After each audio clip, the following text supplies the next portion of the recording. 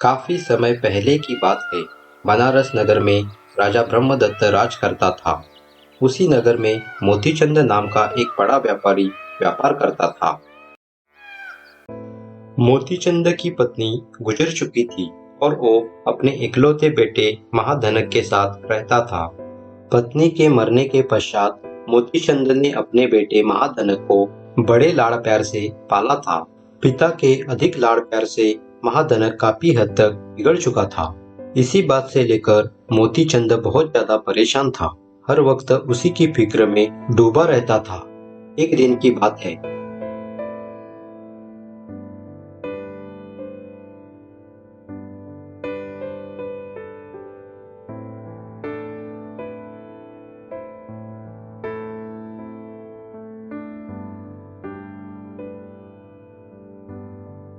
बेटे महाधनक, कहाँ हो तुम? मैं कब से तुम्हें ढूंढ रहा हूँ।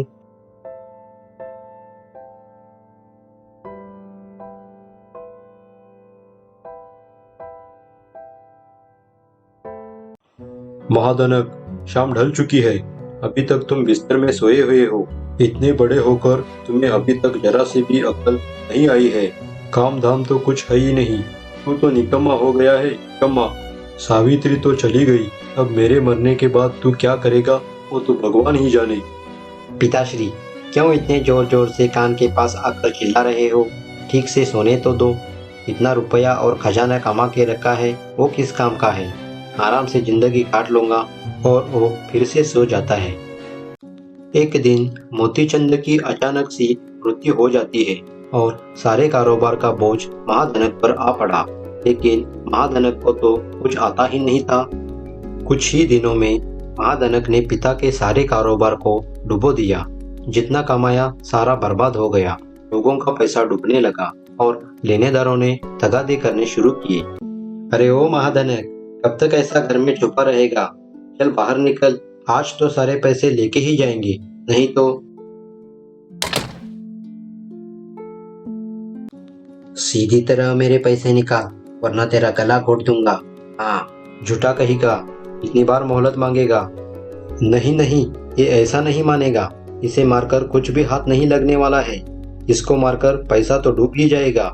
ऐसा करते हैं, इसे राजा ब्रह्मदत्त के दरबार में जाकर उसके सामने खड़ा कर देंगे और राजा के सामने इससे पक्का वायदा ले लेंगे।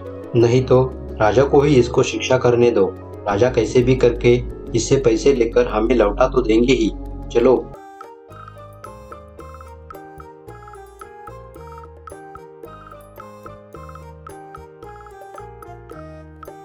महाधनक, इन सभी लेनदारों का यह कहना है कि तूने इनके रुपए वापस लौटाने हैं। क्या यह बात सच है? महाधनक ने घबराते हुए कहा, हाँ महाराज, यह बात सच है। पर मैंने जिन जिन का पैसा लिया है उन सभी लेनेदारों को वापस लौटा ही दूंगा।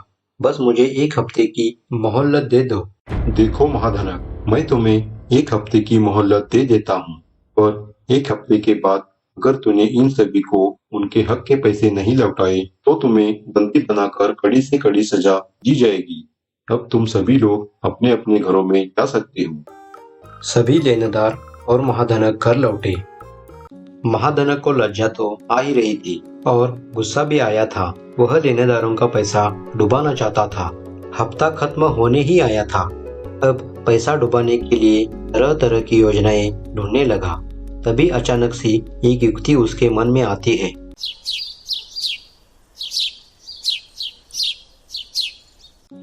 तुम्हारा पैसा मैं अभी के अभी चुकता करता हूँ।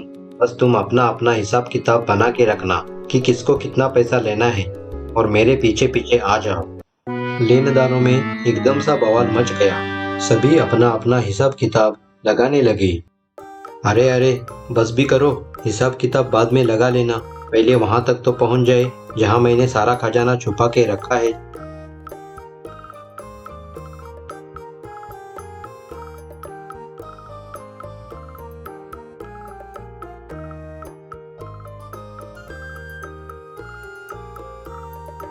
तुम सभी अपना अपना हिसाब किताब लगा के रखना। मैंने सारा पैसा और खजाना नदी के तल में छुपा के रखा है। मैं अभी लेकर आता हूँ।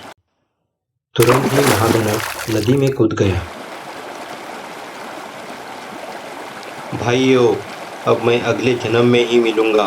भी अपने लेन देन का खाता लेकर आना और राजा से जाकर कहना कि महाधनक ने लेनदारों के बोझ से खुद को पानी में डूबकर खत्म कर दिया।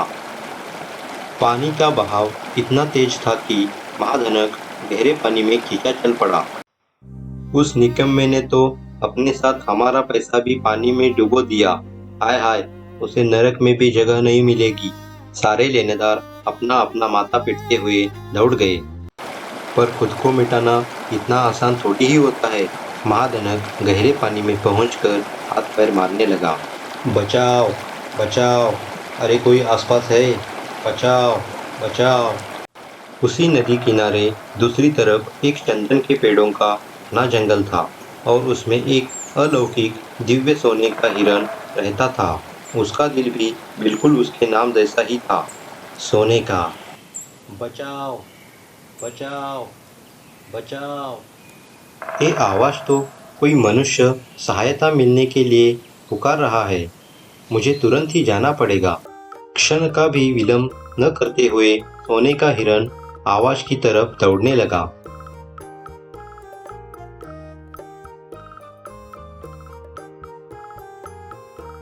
हिरण ने एक आदमी को डूबते हुए देख लिया।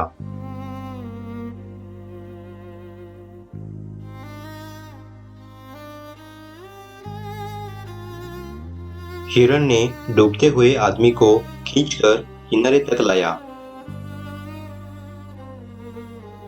पेट से पानी निकल जाने पर महाधनक बोला, हे सोने के हिरण, मुझे बचाने के लिए अति धन्यवाद। बताओ मैं कैसे इस उपकार का बदला चुकाऊं? हे इंसान, बस यही उपकार करना कि मेरे बारे में किसी को मत बताना। मानवों की दुनिया लोभी है। हे सोने के हिरण, मैं तुमको वचन देता हूँ कि मेरे जीते जी मैं किसी को तुम्हारे बारे में नहीं बताऊंगा। तुरंत ही सोने का हिरण चंदन के उस घने जंगल में चला गया।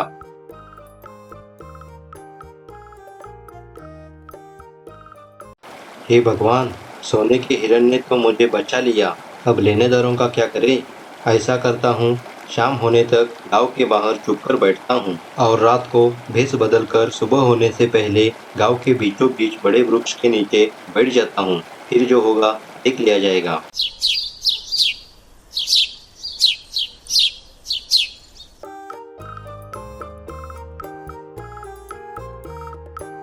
लगता है यह साधु महाराज हमारे नगर में पहली बार आए हैं। इन्हें पहले तो यहाँ कभी नहीं देखा।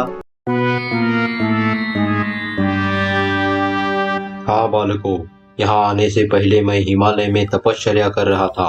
अब यहाँ नगर के कल्याण के लिए आया हूँ। इसे तुम ईश्वर की कृपा समझो। जाओ, मेरे लिए कुछ फल और दूध लेके आओ।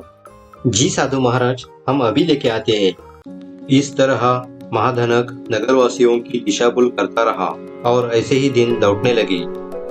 एक दिन उसी राज्य के राजा ब्रह्मदत्त की पत्नी रानी शकुंतला अपने कक्ष में विश्राम कर रही थी।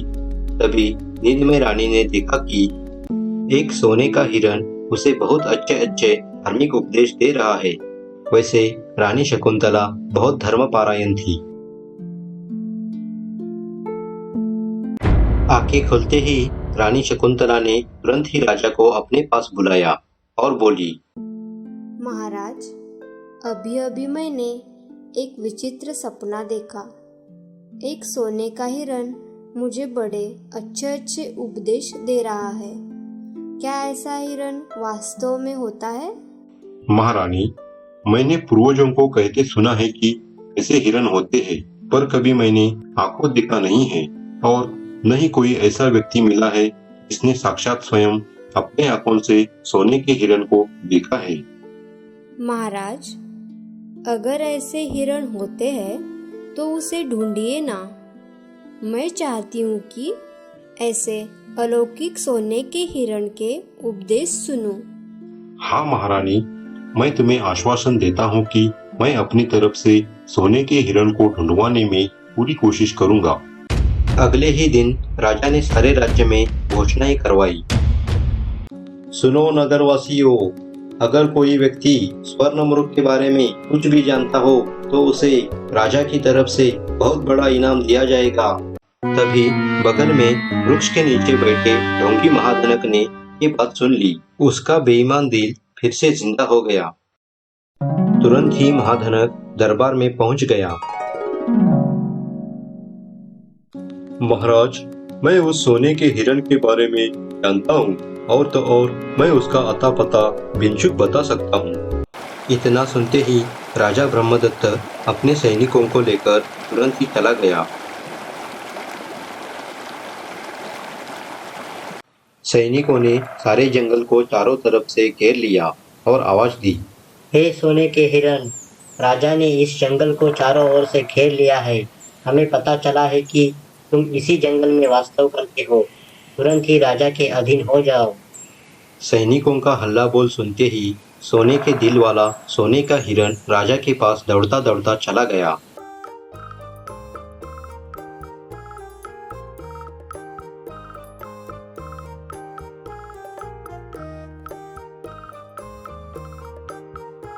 राजा को अपनी आंखों पर विश्वास नहीं हो रहा था। ऐसा भी कोई सोने का हिरण होता है? बड़े दिल वाला। राजा उसे देखता ही रह गया।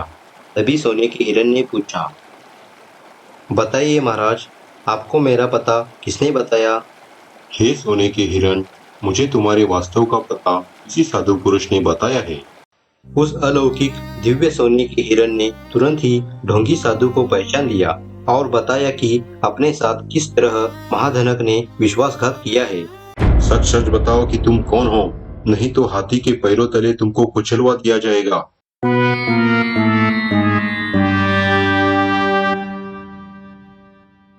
अच्छा, तो तुम हो जिसने लोगों के पैसे डुबाए और मरने का झूठा नाटक किया। सैनिकों, इसे तुरंत ही बंदी बनाओ। मैं इसे पैसे डुबाने और सोने के हिरण को दिए वचन न पालने का गुनहगार घोषित करता हूँ। इसे ले जाओ। हे सोने के हिरण, मैं तुमको हाथ जोड़कर विनती करता हूँ कि राजमहल चलकर महारानी को धर्मपारायण के बड़े अच्छे अच्छे उपदेश करे।